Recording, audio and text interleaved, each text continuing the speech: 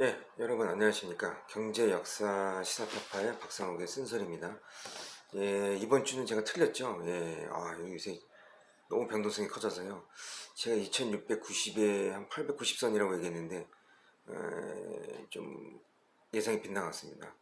그리고 미국과 달리 반도체, 자동차 등 이런 주력 2차전지 업체가 호실적으로 발표해서 저는 조금 반등할 거라고 봤는데, 여전히 여실히 틀렸죠. 자, 그러면은 이제 왜 인플레이션 상승세가 이제 어느 정도 이제 정점에 도달했을 것으로 예상됐지만 이제 경기 우려가 계속 지속됐어요.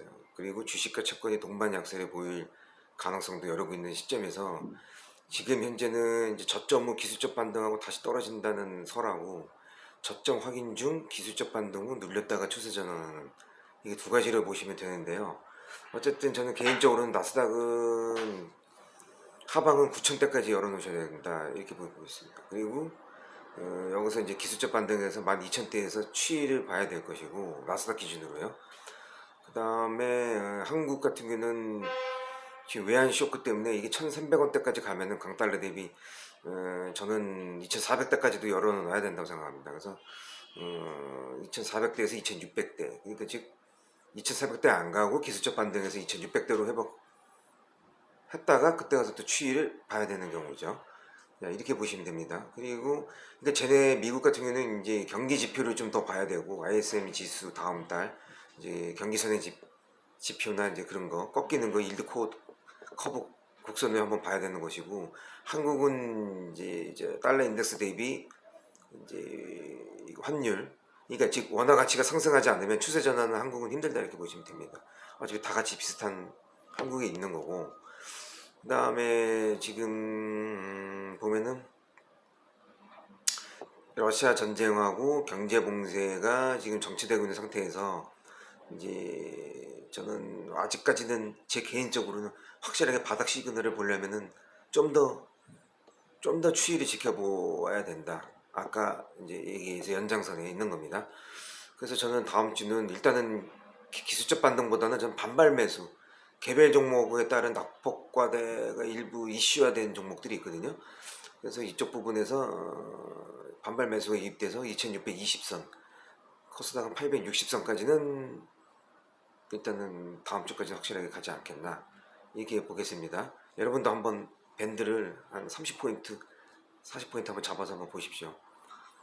일단은 상방 이유는 미국 증시 폭락세 진정 속에서 중국의 부양책과 최근 주가 급락에 따른 반발 매수 저는 이렇게 보고 있습니다. 그 다음에 하방 이유는 연준 위원들의 공격적인 긴축 정책 언급과 경기 둔화에 대한 우려에 부각되면서 약세가 계속해서 보인다는 점. 이쪽인 보시는 분은 하방, 아까 제가 얘기한 상방 이유는 보시는 분은 약간 상방으로 보시면 됩니다. 자, 그럼 어떤 이번 주 이제 소식들이 있느냐? 일단 보면은 미국이나 아시아는 피크아웃 모습으로 보이지만 아직 영국 경제나 유럽은 조금 다릅니다. 아직 금리 인상도 안 했기 때문에 서방은 물론 영국은 이제 금리 인상 우리나라처럼 4번 했지만 자 5월 경제 전망에서 영란은행이 뭐라고 그러냐면 CPI 인플레는 에너지 영향으로 대충 올해 2분기에 9%를 상회하고 4분기 평균 10%를 넘어선다고 예상하고 있었습니다. 발표를 했거든요. 그래서 하반기에 경기 침체가 올 확률이 이제는 제 개인적으로는 20%가 아니라 50%로 보고 있습니다. 내년이 30%고 내후년이 20%예요. 그러니까 지금 올해 올 확률이 좀 높다고 봅니다. 이제 왜냐면 유럽이 지금 인플레가 끝난 게 아니거든요. 아시아하고 미국의 인플레가 그렇다는 거지. 지금 유럽은 제가 볼 때는 이 영국은행의 전망에 맞을 확률이 아주 높습니다. 그래서 영국 같은 경우는 내년에 연간 GDP가 역성장 0.25%가 지금 마이너스로 지금 보이고 있고요. 오페크 플러스는 5월에 이어 6월에도 같은 증산량을 유지한다고 그랬어요. 이것은 그 무엇이냐? 서방의 증산 요구에도 공급 우려는 지속될 전망이다. 다만 40센트 이나 정도만 오피스 가격을 낮추겠다는 얘기만 한 거예요. 별별 일 없죠. 그리고 미국의 23,000개 기업의 퇴직연금을 관리하는 피델리티는 이런 행보에도 불구하고 지금 퇴직연금을 뭐 이런 비트코인이나 이런 데 투자한다고 해가지고 욕을 먹었습니다. 그래서 미국 상원에서 지금 투기 의문 제기해가지고 여기에 대한 법망이 필요하다. 이 얘기도 나왔습니다. 지금 비트코인에 퇴직연금 되면 이게 미친 짓입니다. 이거. 이 피델리티라는 이 퇴직연금 이 회사가 지금 이 제정신이 아닌 거죠. 물론 저점 매수를 한다면 난 나쁘지 않다고 보는데 아직 더 떨어질지 바닥이 확인이 안 됐기 때문에 지금 이 피델리티는 저번 주 얘기 벌써 며칠 지난 얘기이기 때문에 바로 투자를 했으면 지금 얘네 자산 날라간 겁니다.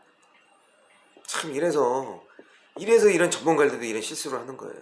이게 매일 공부를 해야 돼. 매일 이 매크로 경제하고 지표 이쪽 산업섹터 동향하고 계속해서 봐야 되기 때문에 이게 한순간에 원소리도 나무에 떨어지는 겁니다.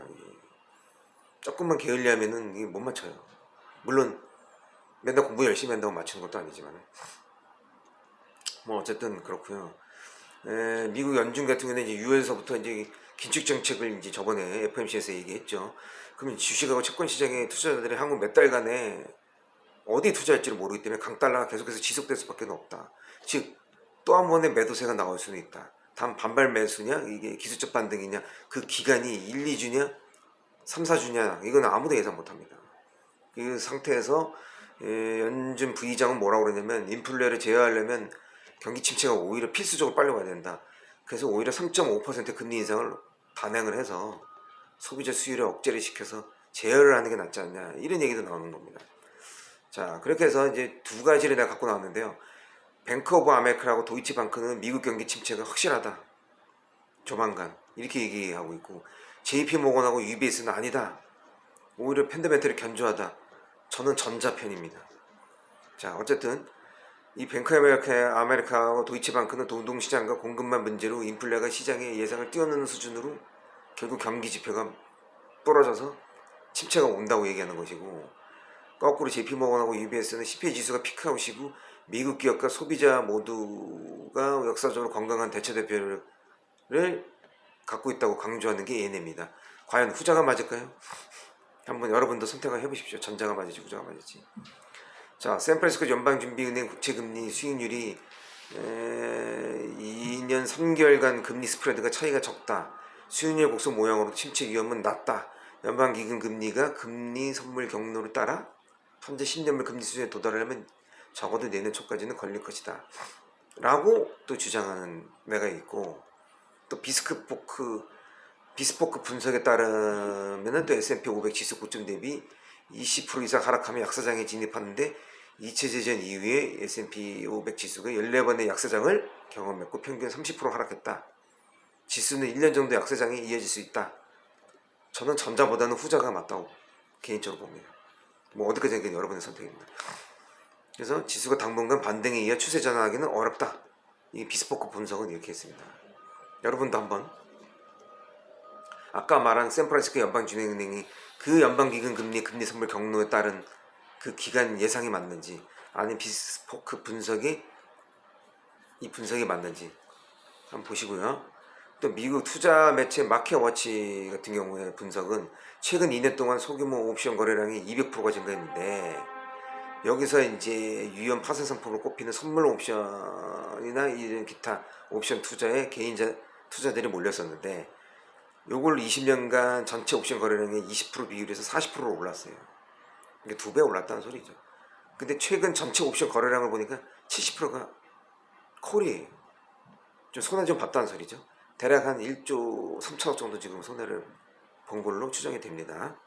개인 콜이.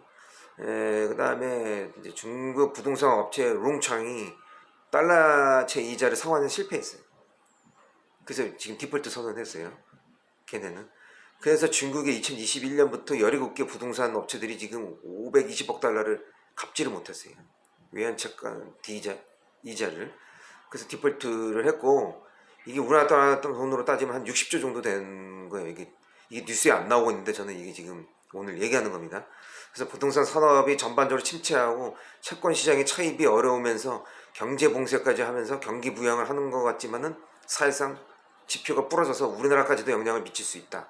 즉 우리나라의 신용기업 지수가 20포인트를 넘었기 때문에 지금 위험 수준에 와 있어요. 지금 제가 저번에 얘기했죠. 4월 넷째 주 기억이 있으신지 모르겠네. GDP 대비 민간 부채하고 가계 부채를 합친 게 신용 갭인데 이게 20을 넘으면은 위험 수준이라고. 이게 딱 세 나라밖에 없다고. 일본하고 태국하고 우리나라인데 일본하고 태국은 지금 떨어지고 있는 추세고 우리나라는 올라가고 있다고 얘기했죠.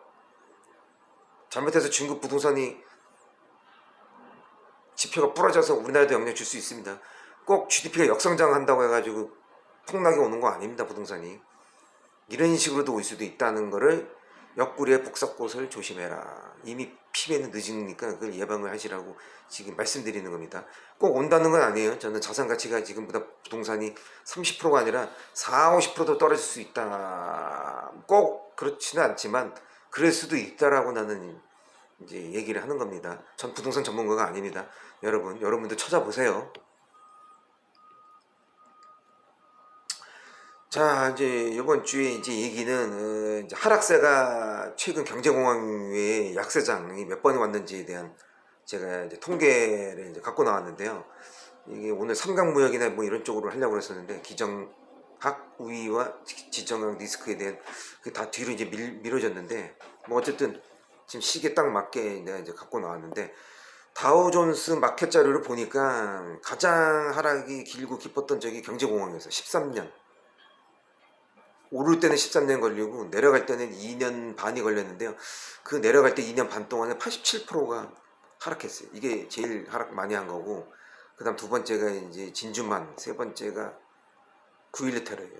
80%, 75%뭐 이렇게 보시면 된다고 보고, 그 다음 가장 하락폭이 심하지 않고 짧았던 것이 아시아, 특히 외환위기 때예요. 45일 동안 마이너스 20%대 하락했었고, 대신 또 2007년에서 2009년 사이에 금융위기는 약 1년 6개월 동안에 마이너스 55% 하락했어요. 이때는. 그리고 1929년 경제공황 이후에 총 24번의 하락장이 있었다고 보시면 됩니다. 평균 1년 정도의 기간 동안에 33% 하락. 전거점 도달하는데 평균 이거 경제공황 시기를 빼면은 13년 이건 빼야 되잖아요. 1년 6개월 정도 걸렸다고 보시면 됩니다. 그래서 저는 아직 지금 저가 매수 기회를 보면 아직은 아니다. 이르지 않았다고 보고 있습니다. 그 이유 중에 이제 뭐가 있냐면 지금 민스키 모멘트를 비유를 하고 싶습니다. 지금 작금의 시대를. 과도한 부채로 이루어진 경기 호양이 끝나고 채무제 부채 상환 능력 악화로 자산 가치가 폭락하고 이게 화폐 하락하고 비슷한 겁니다. 금융 위기가 시작되는 시기를 이제 민스키 모멘트라고 하는데 이게 중간에 미국 주식시장이 하루 5, 6%대 폭락하고 거듭하고 올라갔다가 이런 변동성이 있었던 시절이 있었어요. 이게 프로그램 값에 의해서 자동 거래가 되는 알고리즘 로스컷이라고 여러분도 아는 사람 아닐 건데 이게 나와야 진정한 바닥이라고 보는 사람들도 있습니다.